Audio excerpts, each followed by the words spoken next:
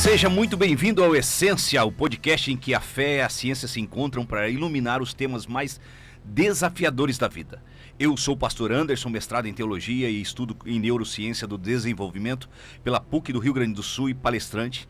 E aqui comigo está o doutor Fabrício, PhD, fisioterapeuta, pesquisador, palestrante sobre inteligência emocional.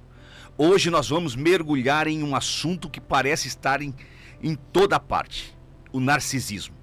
Talvez você já tenha ouvido esta palavra em redes sociais, em filmes e até em conversas do dia a dia.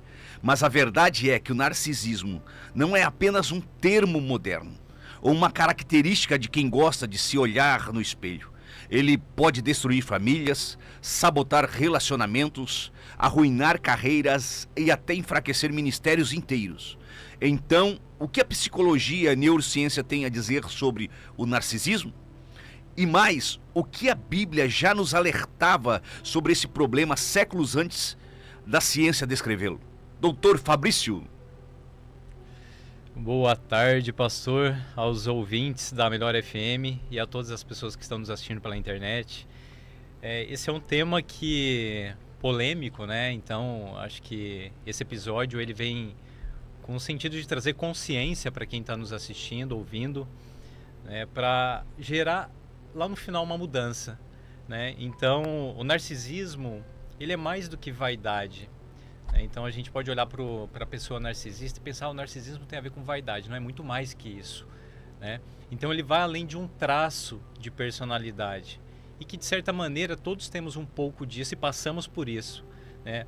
O narcisismo, ele passa a ser um problema quando ele se transforma num transtorno de personalidade narcisista, né? Então, Freud já falava lá atrás sobre isso, sobre o narcisismo. Talvez até a palavra narcisismo foi popularizada com Freud. Sim. Né? Então, para quem não conhece o termo, né, narciso ou narcisismo, vem do Narciso, lá da mitologia grega, que era aquele jovem bonito e que se apaixona pela sua imagem na frente de um lago. Idolatrar a sua própria imagem. E isso, ele se curva e ali ele fica olhando para a sua imagem, sem poder alcançá-la. Né? Mas ele admirava aquela imagem e ali ele morre e nasce uma flor, que é o narciso, né? Então a palavra narcisismo, o narciso vem dessa questão da mitologia grega e Freud populariza o termo narcisismo. E aí ele traz ainda lá atrás a questão do narcisismo primário e do narcisismo secundário, né? O narcisismo primário é aquela história, a criança ela nasce, né, quando nós nascemos e nós não sabemos exatamente quem somos ainda, se eu sou a mãe, se eu sou o pai, se eu sou parte daquele ambiente. Então chega um determinado momento que essa criança ela começa a perceber que na verdade o mundo ao redor dela está ali para atendê-la. Então ela sente frio, a mãe cobre, ela sente fome, a mãe amamenta essa criança e ela começa a perceber que ela é o centro e que as pessoas estão ali em volta dela, a serviço dela. Né? Porém, o tempo passa e aí essa criança começa a perceber que não é bem assim. O problema é quando essa criança ela cresce e ela continua achando que ela é o centro de tudo, né? Que tudo depende dela, que ela é o holofote, que ela é o centro, que os holofotes têm que ficar nela. Que nada mais importa a não ser ela, né? A não ser ela. E aí surge um transtorno de personalidade, que é o narcisismo, né? Mas ao longo da história, o que se pensa é que o narcisista é aquela pessoa forte, poderosa, então eu sou uma muralha, eu sou um castelo. Mas na verdade não é. Muitas vezes o narcisista ele esconde um vazio interior que é profundo, que é doloroso, né? Então normalmente o narcisista é aquela pessoa que apesar da aparência de grandiosidade, ele é frágil, ela é frágil, né? E quando eu falo ele e ela, porque pode ocorrer em homens como em mulheres. E aí o que a neurociência mostra hoje sobre o narcisista é que além das alterações emocionais e mentais, o narcisista ele apresenta alterações na estrutura, na química, no seu corpo, né? na fisiologia cerebral, né? Então hoje nós temos exames importantes como a ressonância magnética funcional e outros exames que mostram que o narcisista ele apresenta alterações, como por exemplo no lobo frontal, na região ventromedial, na região da ínsula, no córtex cingulado anterior, na região do hipotálamo, do hipocampo, enfim, áreas importantes para o funcionamento e regulação das nossas emoções, né? E aí, mas o que é o narcisismo então? É um padrão de comportamento, de funcionamento mental e emocional, que tem bases biológicas, então ele pode sim apresentar alterações nos exames de imagem, né, como a neurociência vem mostrando. Ele tem um padrão psicológico ali, né, que acho que todo mundo conhece, já quando fala narcisista, tem música inclusive, né? Tem. Pensa no manipulador, e realmente o narcisista ele é um manipulador. Então tem componentes psicológicos e tem componentes sociais, catastróficos, né? Porque o que a gente percebe no traço do narcisista, que ele tem uma dificuldade muito grande de se relacionar com as outras pessoas. Por mais que pareça que ele se relaciona bem, que ele manipula bem, na verdade, ele vive o seu próprio mundo. E a gente vai falar muito nesse podcast. E, na verdade, o narcisismo ou o narcisista pode ser irreversível se ele não tomar ação ou fizer alguma coisa o quanto antes, ou enquanto ele permanecer se achando ou estando nesse estado, enquanto não descobrir que ele precisa de ajuda, pode se tornar irreversível.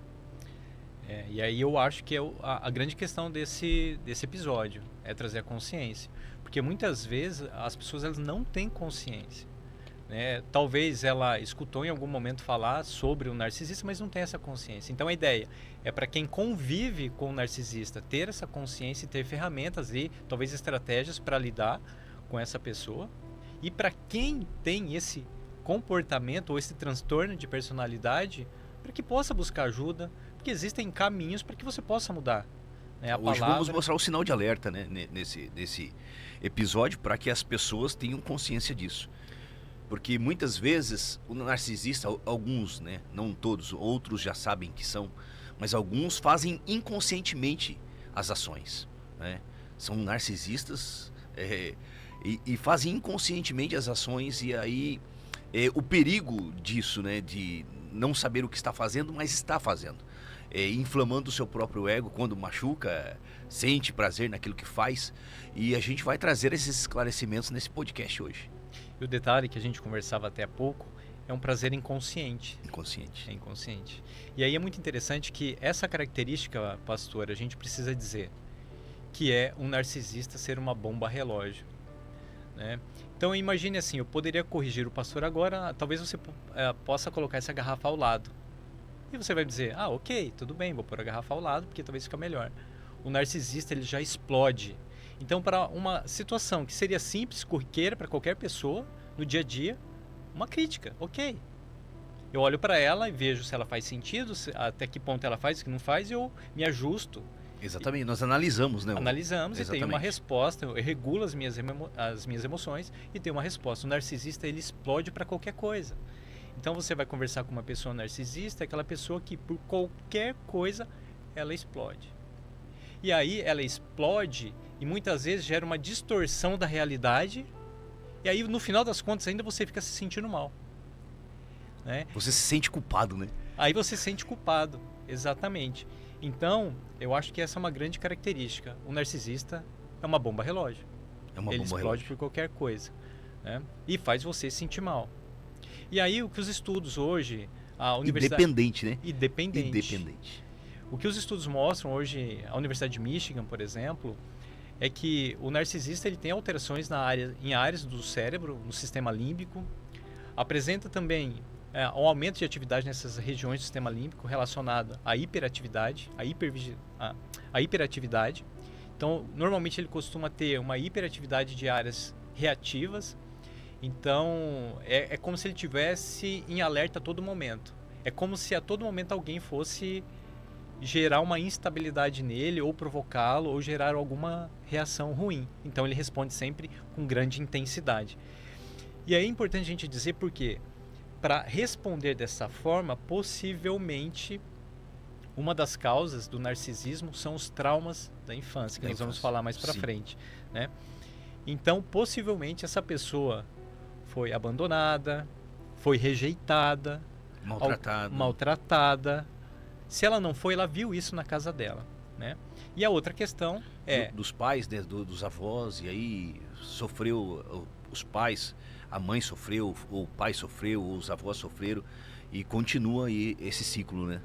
Vai se repetindo. Nós vamos falar, né, sobre isso.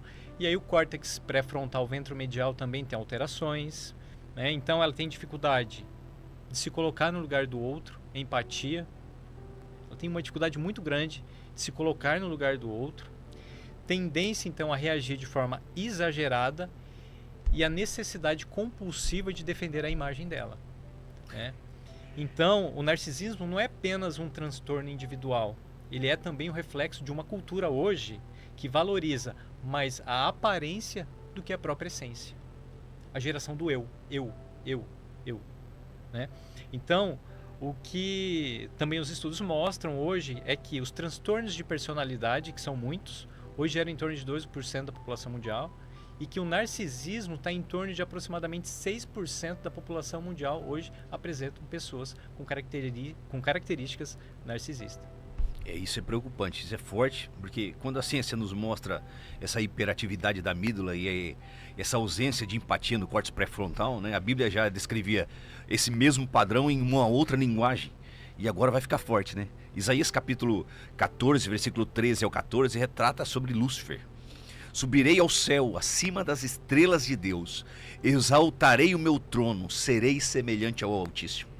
Essa é a essência do narcisismo. A incapacidade de reconhecer os seus limites, né?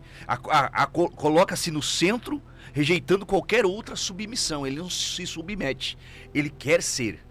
Ele não se submete a ninguém. Ele quer ser o líder, ele quer ser o cabeça, ele quer mandar, ele quer ter a última palavra, né? O que a ciência chama de déficit de empatia ou excesso de defesa, a palavra vai chamar de orgulho e soberba. Provérbios 21:4 declara: olhar altivo, coração orgulhoso. Até a lavoura dos ímpios é pecado. Então, o narcisismo não é apenas um traço psicológico, é uma postura espiritual da exaltação do eu antes de tudo. Veja, então, o eu da pessoa é aflorado. A geração do eu. É a última bolacha do pacote, né? É a pessoa que acha que ela consegue tudo, ela faz tudo, se não for ela, não é mais ninguém. E veja como isso se conecta. O narcisista enxerga críticas como o ataque que o senhor acabou de falar, porque no fundo constrói o trono interior que não pode ser tocado.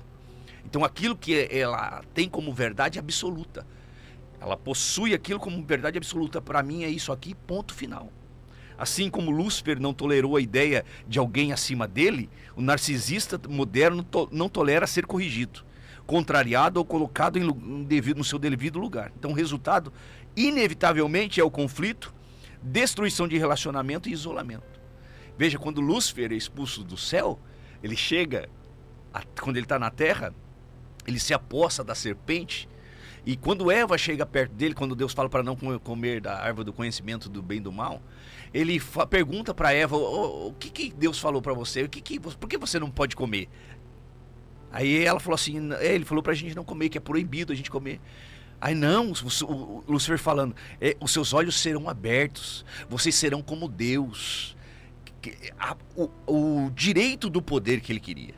Ele queria que o homem também fizesse o que ele fez, que ele estivesse acima, que ele fosse igual ou maior, né? Eu me assentarei no trono de Deus. Então veja, essa é uma característica do narcisista. Isso é bem interessante, porque existem algumas questões, né, do narcisismo. A gente hoje tem 3 aí, talvez, que são mais estudados, que é o grandioso, o vulnerável e o comunal. Mas nós temos aí os subtipos de narcisistas, Sim. né? E é muito interessante porque o narcisista, muitas vezes, pelo caminho que ele se utiliza para conseguir ali seus objetivos, que muitas vezes são inconscientes, então ele manipula situações. Então, eu lembrei de uma questão, o narcisista ele não atua da mesma forma com todas as pessoas. Então existem alguns perfis narcisistas que é aquela pessoa que ela está num ambiente, ela se comporta de uma determinada maneira, então ela agrada todo mundo naquele ambiente, ela é pessoa querida naquele ambiente, só que na hora que ela chega na casa dela, ela é uma outra pessoa. Muda o comportamento completamente. Muda o comportamento completamente. Então até conversávamos sobre isso, Porque às vezes existem pessoas que servem nas igrejas, talvez que são líderes, né? Exatamente.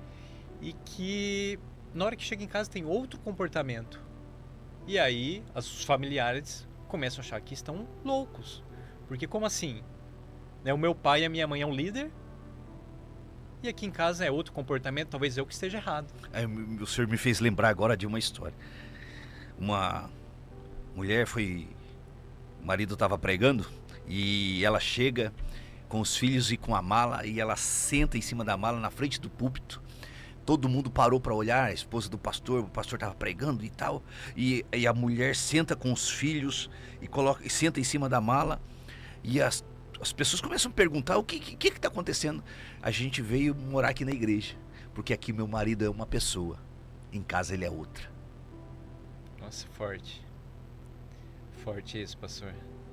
Então, eu acho que essa consciência ela é importante, porque talvez você está agora nos ouvindo e começa a olhar para os seus resultados que você vem obtendo aí na sua família. Será que é um ambiente de conflitos? Então, e aí você olha para o seu ambiente de trabalho, olha para os ambientes que você frequenta, olha para os seus comportamentos. Será que esse personagem que você está vivendo nesses lugares aí não estão completamente descongruentes? Eu acho que é mais ou menos isso. É verdade, né? E fala para nós, doutor, um pouco sobre essa grande parte da raiz do narcisismo. Onde começa? Como se forma isso? Isso é o que nós já estamos falando ao longo de dias aí, né? Sim. Nos episódios, que é a infância. Então nós precisamos que a criança de 0 a 7 anos ela tem uma atividade cerebral ali com ondas θ predominando, então ela é muito receptiva às informações que ela recebe, não só as informações que ela escuta, mas aquilo que ela vê, né? E aí então, se nós temos dentro do ambiente familiar, pai, mãe ou com quem essa criança convive, um ambiente onde os pais são agressivos com palavras, onde os pais rejeitam. E eu me lembro de uma cena, imagine hoje o seu filho, essa cena, o seu filho chegando até você, falando com você, eu quero brincar, ou mostrando um caderno de uma tarefa que ele fez ou ela fez, e aí você simplesmente finge que não está escutando. Aquela criança, ela insiste, papai, mamãe, olha aqui o meu brinquedo, olha o caderno, olha a tarefa que eu fiz, e você simplesmente continua sem olhar para essa criança. Papai, ela vai falar isso algumas vezes e talvez na quarta vez ela vai baixar a cabeça e vai para o sofá e ela vai para um canto. E ali começa a se formar a raiz da rejeição, né? E aí esse período de 0 a 7 anos ele é crucial no desenvolvimento nosso cerebral. Se nós falarmos em termos de desenvolvimento de neurônios e maturação do cérebro, é esse momento. Nesse tempo que fica nesse estado θ, né? De 0 a 7 anos, que é como se fosse um estado de hipnose.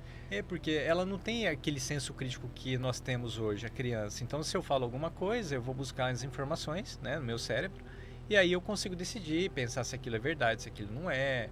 Aí eu vou buscar nos meus arquivos. Por isso que eu preciso ter bons arquivos, bons lugares, né? Fazer bons boas cursos, referências, escola, em todos esses lugares. Aí eu vou buscar. Ok, isso não faz sentido. Agora a criança, se eu falar para ela que ela não é bem-vinda, que ela é bagunceira, que ela faz tudo errado, que ela não termina nada que ela começa, que ela não consegue brincar com as outras crianças, ela vai entender aquilo como uma verdade. E aí, assim, nós temos duas situações. Pais extremamente críticos, né, que acabam desenvolvendo naquela criança armaduras ou couraças, mecanismos de proteção. Então eu crio um escudo porque eu preciso me defender daquela agressividade toda. Tenta se blindar de alguma forma, né? Eu preciso me blindar da grosseria dos meus pais ou das pessoas que me criaram ali. Então eu crio mecanismos de proteção. Ao mesmo tempo, olha que coisa interessante, pais bajuladores. Pais que aceitam tudo que os filhos fazem, que não impõem limites. Essa criança ela vai entender que ela pode tudo, que ela é o centro de tudo, não há limites. Então nós temos duas situações. O que ela vê, pais se agredindo, pais narcisistas.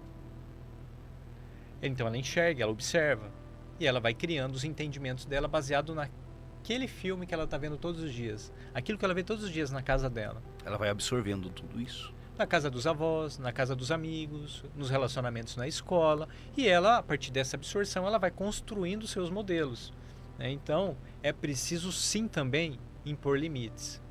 A criança precisa entender que há limites. A criança precisa interagir com outras crianças. A gente precisa desenvolver a sociabilidade. A criança precisa desenvolver empatia. Ela precisa aprender a se colocar no lugar do outro. Olha como isso é importante. Eu estava falando agora sobre esse estado teta, né, da criança, como estado de hipnose de 0 a 7 anos. Porque o narcisista tem esse poder sobre as pessoas. Como ele estivesse hipnotizando uma pessoa, porque a pessoa acaba ficando completamente dependente dele. E tudo que ela provoca no narcisista, ela se sente culpada de muitas situações. Então, é como o narcisista tivesse esse domínio sobre as pessoas. Isso é muito forte. Eles chamam de gaslight, que é a distorção da percepção, né? Vai fazendo uma distorção e você começa... Será que é isso mesmo? Será que não é isso? Ele envolve você de uma maneira que você começa a se sentir mal. Então aí você começa a olhar para sua imagem e você fala, não, eu não sou assim, eu não sou bonito, né? Eu não tenho um bom relacionamento no meu trabalho. Ele começa a te envolver de uma forma, é como se fosse um estado de hipnose mesmo, né? E aí, esse comportamento, como o pastor falou, ele não é com todo mundo, ele é com algumas pessoas. E quais pessoas? Normalmente aquelas pessoas que têm um nível elevado de empatia, que se conectam. Então eles escolhem, é como se eles escolhessem a dedo as pessoas com as quais eles vão se relacionar. E vão manipular. Porque é essa manipulação que alimenta o seu sistema, o seu modo de funcionamento. Modo operante. Então, ele precisa sempre, né? Essa pessoa que está precisando, o narcisista está precisando de validação. O tempo todo, né? O tempo todo ele precisa dessa validação. Aqui a Bíblia, a gente está falando da infância, é o terreno mais sensível da vida. Provérbios 22:6 diz: instrui o menino no caminho que deve andar, até que quando envelhecer não se desviará dele. É isso que o senhor estava falando agora. Se você não coloca limite, se você não educa, se você não ensina de maneira correta, a criança vai ser predominante naquilo que ela viu, assistiu, participou. As ações dela serão no futuro um adulto com aqueles traços daquilo que ela passou na sua infância. E isso vai predominar por toda a vida dela. Se esse ciclo não for quebrado, se essa circunstância não for quebrada, o que ela está carregando se torna para outra geração. E é isso. Se você... nós conversávamos sobre isso há pouco, né? Se você que está nos assistindo, não quiser resolver isso por você, resolva pelo seu filho, pela sua filha. Porque aquilo que você não cura, o seu filho vai ter que revisitar. E alguém vai ter que curar. Alguém vai ter que curar. E a gente espera que seja hoje, quebre esse ciclo, né? Na vida dessas pessoas. E você que está aí nos assistindo, tem alguma pergunta, está passando por algum problema, quer mandar aí alguma pergunta, mande aqui pra gente, a gente vai estar aí respondendo a vocês. Veja, o que nós estamos falando aqui não é apenas um conselho pedagógico, é uma lei espiritual que, plantando no coração da criança, molda o adulto que vai se tornar. Quando um pai lança palavras de desprezo, ele não apenas está ferindo um momento, mas construindo um padrão de busca por reconhecimento que pode aprisionar a criança por toda a vida dela. Então, do outro lado, quando a criança só recebe aplausos, sem disciplina, ela cresce acreditando que é o centro do universo. Dos dois extremos diferentes, né? Mas ambos levam ao mesmo lugar, um coração inflamado pelo orgulho. E a Bíblia nos mostra exemplos disso. Eli era o sacerdote do templo de Israel e não corrigiu seus filhos. Lá em 1 Samuel 3:13 fala sobre isso. E eles se tornaram arrogantes, abusivos, a ponto de deitarem-se com mulheres dentro do templo, de profanar o templo. Então a omissão paterna destrói uma geração inteira. Em outras palavras, em outra história também, Jacó e Esaú foram marcados pelas transferências, pelas comparações dentro de casa. Então essa dinâmica gerou ressentimento, competição, divisão. O narcisismo, portanto, não apareceu do nada, ou não aparece do nada. Ele não nasce, aconteceu isso. ele é cultivado, ele é alimentado pelo solo das palavras, das atitudes, dos exemplos, e cada casa é um campo de semeadura. E a colheita pode ser orgulho destrutivo ou um caráter moldado em Deus. Qual o impacto disso do narcisismo? Olha, sabe, eu vou falar uma coisa pro pastor. Sabe por que eu me comporto assim? É porque fizeram isso comigo. Sabe por que eu faço isso? É porque eu não tenho tempo. O que eu posso dizer que isso tudo, se fizeram isso com você, cure isso hoje em você. Não faça isso com outras pessoas. Transforme as próximas gerações. Mude isso em você. Não tenho tempo para brincar com meu filho, para olhar para o meu filho. É historinha. É historinha. Você tem tempo sim. Quanto tempo hoje você passa fazendo coisas que não vão levar a nada? Em redes sociais, muitas vezes vendo coisas... Na procrastinação. Na procrastinação. Não tenho tempo. Né? E o tempo é o nosso bem mais valioso. E é interessante, eu preguei esses dias na igreja e falei sobre isso, porque assim, há 10 anos atrás, o dia tinha 24 horas. Hoje continua tendo 24 horas. A gente não tem tempo, ou a gente não consegue agendar o nosso tempo, organizar o nosso tempo. Ou não queremos ter tempo. Ou não queremos ter tempo. Por alguma manipulação inconsciente. E ontem eu falei isso sobre isso na igreja também. E porque assim, às vezes a gente espera que o tempo cure as coisas. O tempo não cura. Quem cura é Deus, porque Ele é o dono do tempo. Maravilhoso, pastor. Isso é fantástico. E os impactos do narcisista, né, de conviver com o narcisista, eles são devastadores. E como falávamos a semana passada sobre as palavras, tem impacto nele e tem impacto nas pessoas que se relacionam com ele. Então, o que a Associação Americana de Psiquiatria mostra, né, e outras publicações internacionais, é que conviver com pessoas narcisistas elevam a sua possibilidade de se tornar uma pessoa ansiosa, de você desenvolver depressão, de você desenvolver fobias, pânicos, de você desenvolver sintomas de estresse pós-traumático. Então, a pessoa que convive com o narcisista é aquela pessoa que está sempre com medo, porque não sabe o que vai acontecer, não sabe como aquela bomba vai explodir. E por coisas simples. Às vezes é mudar um prato no lugar na mesa e a pessoa já explode. Então isso vai gerando nessa pessoa que convive um sentimento, um estado de ansiedade que é extremamente maléfico ao corpo. O sistema autônomo dela, sistema nervoso autônomo simpático dispara, a frequência cardíaca está sempre lá em cima, a frequência respiratória dela muda, o sistema gastrointestinal passa a não funcionar bem, daí vem os problemas de estômago, daí vem as úlceras, as gastrites, aí vem o intestino que não funciona bem. Nada funciona bem. Nada funciona bem. Nada. E ao mesmo tempo que ela faz isso com as outras pessoas, nela ela está plantando isto também. Porque, na verdade, ela é uma pessoa, muitas vezes, vazia, insegura, que foi rejeitada e que precisa de ajuda. Tomar a consciência, então, ela é muito importante.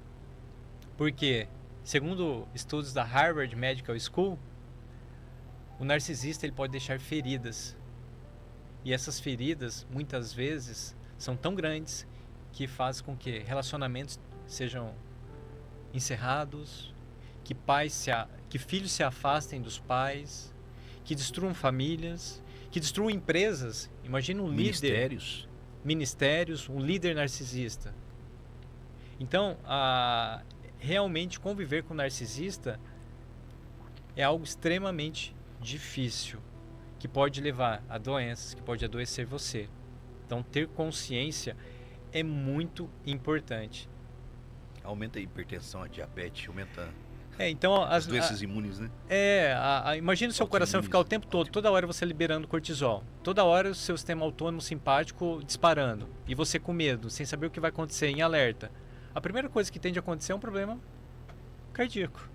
Imagina seu coração tá toda hora ali, toda hora ali, toda hora... Então, sempre acelerado. Sempre acelerado. Aí as doenças autoimunes e uma série de outros problemas psicossomáticos. Tudo isso confirma que a Bíblia já alertava há milhares de anos. Provérbios 16, 18, a soberba precede a ruína e a altivez do espírito precede a queda. O narcisismo é exatamente essa soberba que conduz à ruína. Não só do indivíduo, mas também de todos os que estão ao redor. Veja o exemplo de Saul. Começou humilde, mas foi consumido pela inveja e pelo orgulho. Quando ouviu o povo cantar que tinha matado 10 mil, e ele apenas, Davi havia matado 10 mil de milhares e ele apenas milhares. Não sei se você sabe dessa história. Davi vai lutar contra o gigante Golias e ele luta, derruba o gigante com uma pedrinha.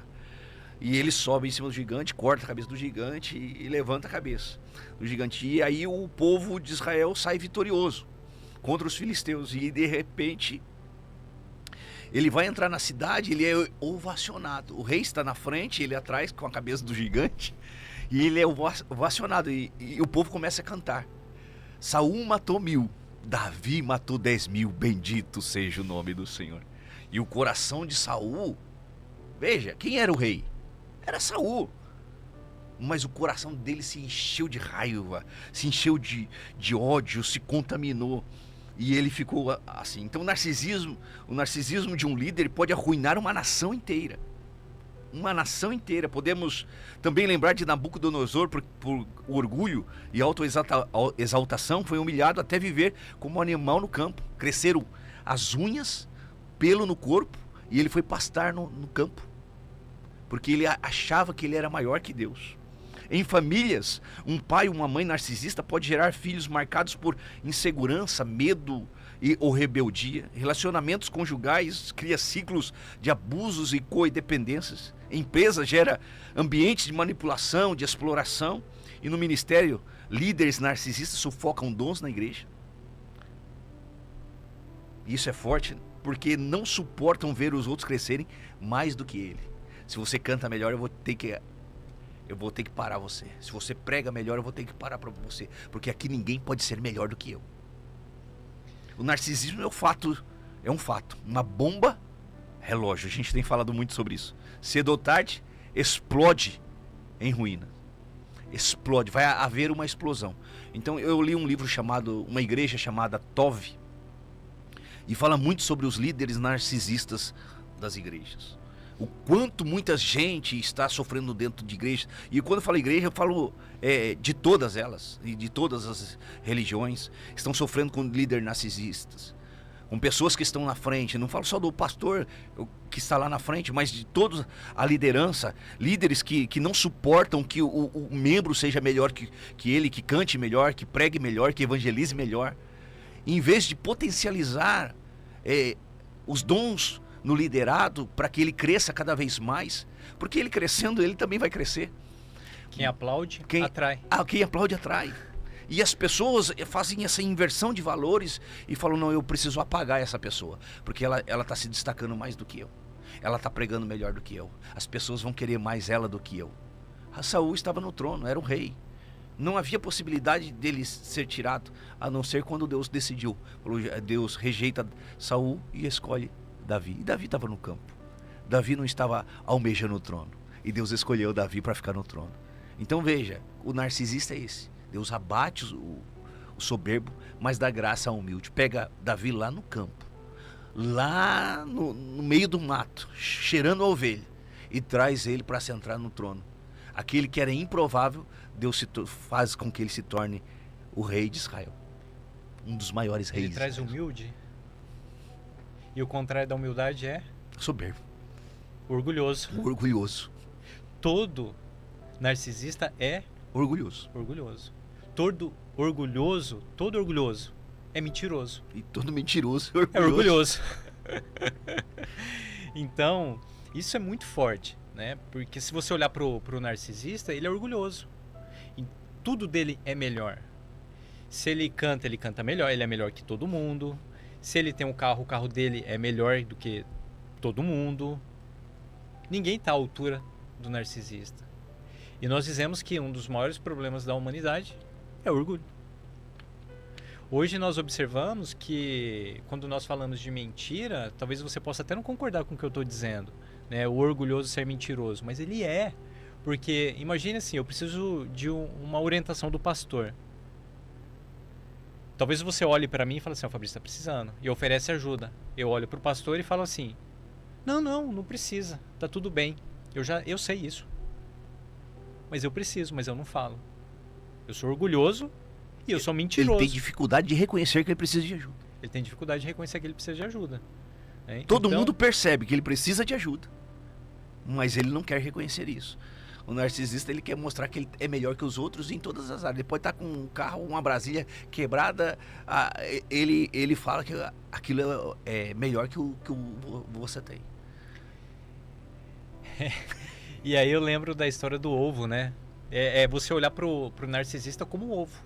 Por fora, aquela casca dura, por dentro, vazio. O frágil. Hoje o que alimenta, então, o narcisista é o orgulho. São as mentiras. O narcisista, muitas vezes, ele gosta de confusão. Ainda conversamos sobre isso. O narcisista, muitas vezes, olha você hoje para sua vida.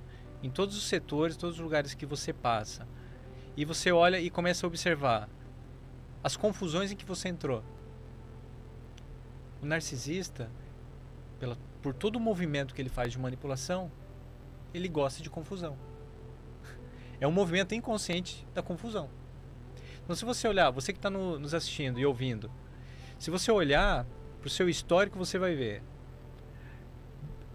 Briga com a mulher que limpa a casa, busca confusão com a mulher que limpa a casa. Tá no trabalho, acha confusão com o colega de trabalho, o colega de trabalho está errado.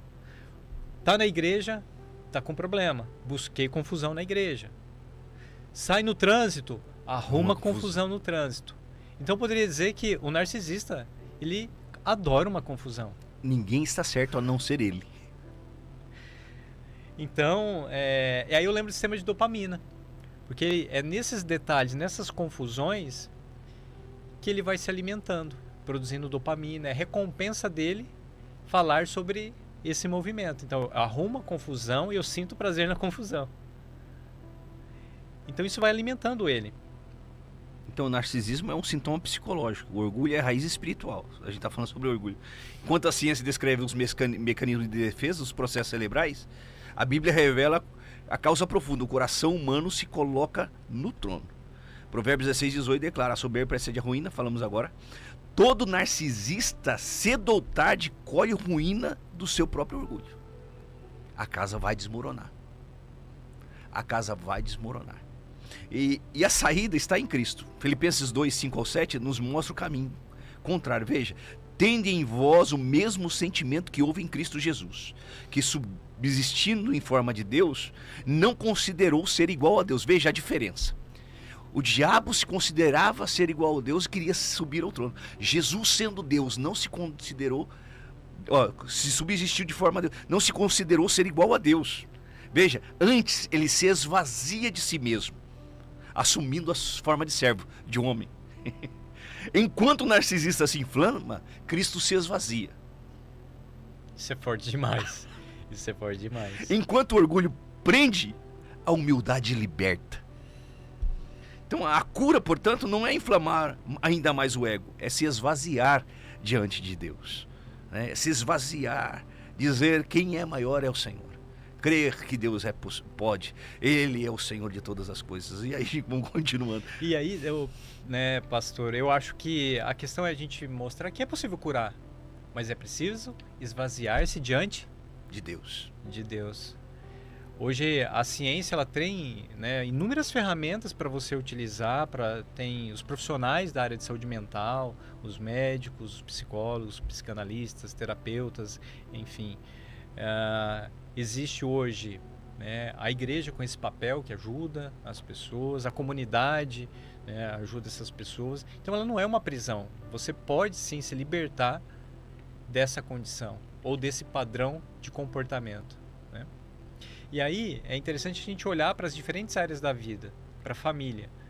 Hoje, você conviver com um narcisista, nós abrimos, né, perguntas, e uma das questões é como identificar esse narcisista. E aí você vai começar a observar determinados comportamentos. Aquela pessoa que talvez tenha um comportamento fora, mas com você tem um outro comportamento. Aquela pessoa que tem o senso de grandiosidade. Aquela pessoa que mente por coisas pequenas. Não existe mentira pequena, né? Não. Mentira é mentira. Mentira é mentira. E tem o senso de grandiosidade, não se coloca no lugar dos outros, é aquela pessoa que fala que todo mundo inveja ela. O narcisista, ele tem essa característica. Ele mente tanto que ele acha que aquilo que ele está falando é uma verdade absoluta. Ele se contradiz o tempo todo. Se você fizer uma cariação com o narcisista, ele vai falar várias versões da mesma situação. Veja o narcisismo em todas as áreas. Na família, Dr. Fabrício. Na família é devastador. Imagina um filho crescendo com um pai narcisista. Pode ser que ele estabeleça ali seus mecanismos de defesa, seus escudos para se defender desse pai. Porém, talvez ele aprenda o modus de operar desse pai e ele passa a replicar isso lá na frente, nos seus relacionamentos. Então, os filhos que convivem com pais narcisistas é devastador lá na frente, nos seus próximos relacionamentos. Por isso, você que é pai, você que é mãe, você que é o que não é, não cabe aqui o julgamento. Mas se você se identifica com algumas dessas características, você deve sim procurar ajuda, para que você possa mudar seus comportamentos. Exatamente. Existe uma rigidez na nossa cultura ainda de que eu não preciso, se eu buscar um psicólogo, ou se eu buscar um psiquiatra, ou se eu buscar um terapeuta, é que eu sou louco. Todos precisamos. Todos nós precisamos. Todos nós precisamos. E aí vivemos nesse mundo da utopia das redes sociais, que o mundo que parece que tudo é perfeito. Que eu não choro, que minha roupa não rasga, que eu não fico nervoso, que eu não estou bem hoje. E não é. O mundo real ele é bem diferente. Então, a família precisa compreender isso. Quem está nos ouvindo, quem está nos assistindo, que é possível mudar, mas você precisa querer mudar, que é uma outra questão. Querer procurar ajuda. E procurar ajuda. Procurar ajuda. E faça isso o quanto antes, porque a próxima geração pode vir muito melhor. Você quer que seu filho seja um filho com depressão? O que mais cresceu nos últimos anos, pastor? A depressão. É a doença do século XXI. A doença do século. A solidão. Solidão está entre uma das primeiras da ONU. Então, você quer filhos fortes ou você quer filhos doentes? Você escolhe, como eu falei no começo. Se não for por você, seja pelos seus filhos. Para que eles não repliquem tudo aquilo que você fez e que não deu certo. O que a gente espera, eu tenho uma filha, que ela possa viver algo muito maior do que eu vivi. E para isso, eu preciso a cada dia, e eu busco isso, a gente busca isso, nos tornarmos pessoas melhores. Curar os nossos traumas. A cada dia. A cada dia. A cada dia nós temos a oportunidade de mudança. Cada dia é uma nova página em branco que a gente pode escrever. A gente pode mudar os nossos comportamentos, as nossas atitudes, ressignificar os nossos pensamentos, organizá-los, para que a próxima geração venha carregada de coisas maravilhosas e excelentes. Nós estamos estragando a nossa geração porque às vezes não queremos assumir algumas coisas. Não queremos ter a responsabilidade de dizer, olha, eu errei aqui e eu preciso corrigir isso agora. Porque se eu não corrigir, eu vou afetar a próxima geração. Muitas vezes a Bíblia já fala sobre se humilhar.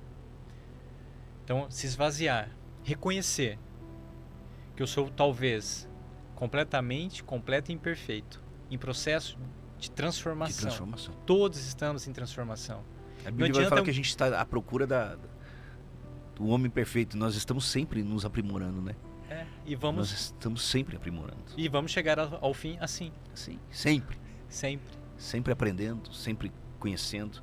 Efésios 6,4 já declarava: pais, não provoqueis os vossos filhos a ira, mas criai-os na disciplina, na admoestação do Senhor. Então, o narcisismo nos pais provoca a ira e o medo nos filhos pode transformar a casa em um campo de batalha.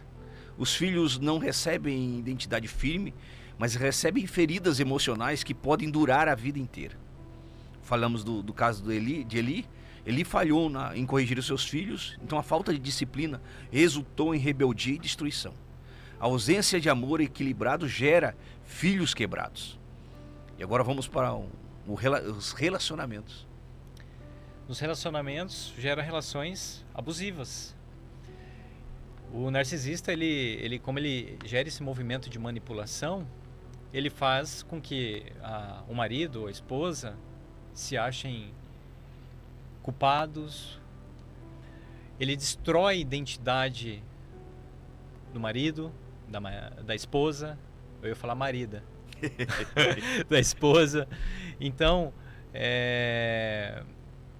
manipula os sentimentos, gera um sentimento de ansiedade, depressão, sintomas de estresse pós-traumático, destrói a autoestima, né, do companheiro, da companheira. Tem alterações no cérebro que começam a ocorrer. Imagina esse cérebro, essa pessoa trabalhando em hipervigilância o tempo todo. Eu não sei o que vai acontecer. Coração acelerado, respiração acelerada. Isso tem impacto na morte de neurônios. Então, afeta a memória. Essa pessoa ela vai envelhecer mais rápido. Está na ciência. Não sou eu que estou dizendo. Está escrito. Essa pessoa que vive em estado de estresse, ou seja, convivendo com o narcisista, ela vai adoecer. E ela vai ter alterações compatíveis com o estresse. Está encurtando a sua própria vida. Encurtando a própria vida. E o que está acontecendo?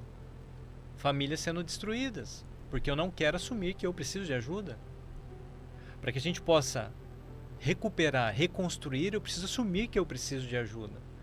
Humildade, que é o oposto do orgulho. A Bíblia já nos dá um padrão totalmente oposto, né? 1 Coríntios 13, 4, 5 descreve o amor verdadeiro. O amor é paciente, é benigno, o amor não arde em ciúmes, não se vangloria, não se ensoberbece, não procura os seus próprios interesses, não se irrita e não suspeita mal. O narcisismo é o oposto desse amor. Ele não serve, ele exige, não constrói, ele consome. Sansão é um exemplo disso, né? Dominado por suas paixões e egoísmo, acabou caindo nas mãos de Dalila e destruiu seu próprio destino. Liderança. Esse é um tema forte, porque se você abrir agora aí em qualquer rede social, jornal, enfim, vai aparecer lá burnout. Então burnout só cresceu. Os problemas de saúde mental relacionados ao trabalho e liderança cresceram nos últimos anos. E aí o que a gente percebe é que um líder narcisista ou conviver com narcisista dentro de empresas trazem sérios problemas, ambientes tóxicos, problemas de relacionamento, baixa produtividade, gera insegurança, gera medo. Os funcionários ficam com medo de ir para a empresa. Imagina, o chefe narcisista, ele fica com medo. E aí, à medida que eu fico com medo, o medo ativa a amígdala, medo diminui. Ativou a amígdala, menor criatividade. Eu tive um patrão, trabalhava numa padaria, ele era narcisista. Um dia ele chegou com um revólver dentro da padaria e ele deu 3 tiros no teto. E disse assim, eu mando aqui. Os funcionários não sabiam onde se esconder. De tanto, mas de tanto medo. Eu trabalhei 2 anos com ele. Mas ele tinha essa vontade, esse desejo de mostrar que ele era o patrão. E todo mundo sabia que ele era. E aí o que a gente sabe que a inteligência emocional é muito importante, então, nesse contexto todo que nós estamos abordando. Daniel Goleman já dizia que a empatia é a base de qualquer liderança sustentável. Empatia. A capacidade de chegar na sua empresa, falar bom dia, boa tarde, de olhar nos olhos, se conectar, entender que as pessoas têm perfis diferentes. Simples obrigado. Um obrigado. Obrigado. Obrigado. Como você se sente quando você fala obrigado? Você que está nos assistindo. Obrigado. Uma palavra forte. Gratidão, ser grato. Ser grato. Né? Jesus já denunciava esses líderes assim em Mateus 23, 12. Ele disse, quem a si mesmo se exaltar será humilhado. E quem a si mesmo se humilhar será exaltado. Líderes narcisistas podem até subir rápido, mas a queda é certa. Saul, foi o que falamos agora há pouco, é o exemplo disso. Queria preservar a sua própria imagem, desobedeceu a Deus e perdeu o reino. A verdadeira liderança é serva. Ela está a serviço. Ela está a serviço, não os outros a serviço dela. Como a de que Cristo lavou os pés dos discípulos. Sendo Deus, ele lavou os pés dos discípulos. E os discípulos falaram, não, Senhor, quem sou eu para Ele falou, deixa que seja feito assim agora. Ele foi a pessoa que começou ou que conseguiu mostrar o que é servir. Porque as pessoas acham que as outras pessoas sempre estão a serviço dela. Espiritualidade. Isso é muito forte, porque para trazer um pouco de luz para as pessoas que estão nos ouvindo ou assistindo, é que a oração, os estudos hoje mostram, né, que a oração, que a meditação, que a gratidão, elas podem mudar esse perfil de comportamento, ou podem pelo menos ajudar. Porque em alguns casos vai ser necessário sim uma intervenção medicamentosa, a procura de um psiquiatra. Sim. Mas o que eu quero trazer aqui para você agora, uma ferramenta simples, a oração, o poder de orar. O poder de tirar um tempo para você, você tirar um tempo para tomar consciência, para respirar. Então, pessoas que tiram tempo para orar, para manifestar gratidão, essas pessoas começam a ativar áreas do cérebro que não são ativadas pelo perfil narcisista. Então, o caminho dentro da espiritualidade, de você buscar o seu propósito, de você treinar a empatia, talvez você não tenha empatia alguma, mas eu posso treinar? Eu posso treinar, é uma questão de treino. Ah, mas eu não vou fazer isso. Escreve no caderno e faz aquilo que está escrito. Busca exercício na internet de empatia. Faz isso por você. Se não mandar mensagem, a gente passa para... Isso. Precisa de um exercício de inteligência emocional para isso? A gente passa. Nós passamos para você também. Então veja, a fé não é apenas então uma mudança de crença, né? Ela literalmente reconfigura o cérebro. Você está falando da oração. Então vemos isso na vida de Paulo, de perseguidor arrogante que ele era, né? Constantemente, tornou-se servo humilde após o encontro com Cristo em Damasco, no caminho de Damasco. Onde havia orgulho, passou a haver entrega. Onde havia violência, passou a haver amor. A espiritualidade genuína é um amor, a arma contra o narcisismo. Porque nos tira do centro e coloca Deus no centro. Eu lembrei de uma história agora, a gente vai caminhando para o fim, a hora passa, né? E que era... Porque talvez você possa estar pensando assim, olha, vou contar essa história rápida. Eu lembro que eu estava em um treinamento e uma das mulheres que estavam nesse treinamento falou assim pro professor que estava conduzindo esse treinamento, que é o William Emerson, é um referência em psicologia de trauma pré-natal. Ela falou assim, olha, eu tentei abortar o meu filho. Eu tentei de todas as maneiras e formas abortar o meu filho e não consegui. Pelo que você está dizendo, o meu filho vai ter todos os problemas lá na frente. Pode ser um narcisista, inclusive, né? Eu não queria, eu tentei, eu era usuário de drogas e não consegui. E aí, pastor, eu me recordo dessa cena, ele olhando para ela, ele toca no braço dela e fala assim, mas seu filho nasceu. Ela fala, nasceu. Meu filho tem 2 anos. Ele fala assim, e você ama seu filho? Ela fala assim, o meu filho é a coisa mais importante que eu tenho na minha vida. E aí ele, com conexão, com empatia, olhar nos olhos, diz assim, fica tranquila. O amor cura. O amor cura. Deus cura.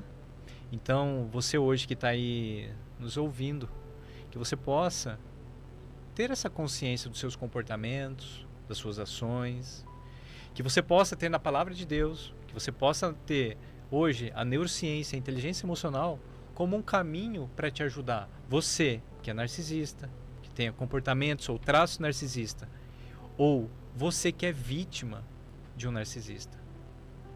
A solução é possível. Você pode mudar isso. Depende de você. Completamente. Chegamos ao final e tinha muita coisa ainda. Acho que vamos ter que fazer o episódio 2 desse tema. Você que aí mandou a sua pergunta, a gente vai responder depois no próximo episódio. Mas hoje eu quero encerrar, doutor Fabrício, as suas considerações aí nesse encerramento de programa. Já são 2 horas da tarde, queria ter mais 1 hora aqui, seria pouco ainda. Acho que nós vamos ter que estender esse tema, pastor. Então, esse tempo. Hoje, pastor, o que vemos é que o narcisismo, ele adoece, o orgulho destrói, mas a neurociência mostra que o cérebro pode ser reprogramado. E a palavra mostra que o coração pode ser restaurado. Aleluia. E eu quero aqui orar e quero declarar que as fortalezas de orgulho, narcisismo estão sendo derrubadas agora. Que essas prisões da mente e do coração não terão mais domínio sobre você. Você não é refém de aplausos dos homens, nem escravo da manipulação de pessoas. Você é filho amado de Deus, criado à imagem e semelhança dele, destinado a viver em liberdade. A humildade de Cristo é a chave que quebra as correntes invisíveis que estão te aprisionando. Ela liberta a sua mente dos ciclos de comparação, cura feridas emocionais deixadas pelas palavras de destruição, restaura a sua verdadeira identidade. Onde o orgulho te enfraquecia, a graça agora te fortalece. Onde a mentira dizia que você não tinha valor, a verdade de Deus afirma: você é filho amado, em quem tenho prazer. Hoje eu declaro que a sua vida está sendo realinhada. A mente de Cristo está sendo ativada em você. O vazio do narcisismo está sendo preenchido pelo amor do Pai Celestial. E o peso da soberba está sendo substituído pelo descanso da humildade. Você não precisa mais provar nada a ninguém, porque em Cristo você já é aceito, amado e completo para a glória de Deus. Amém.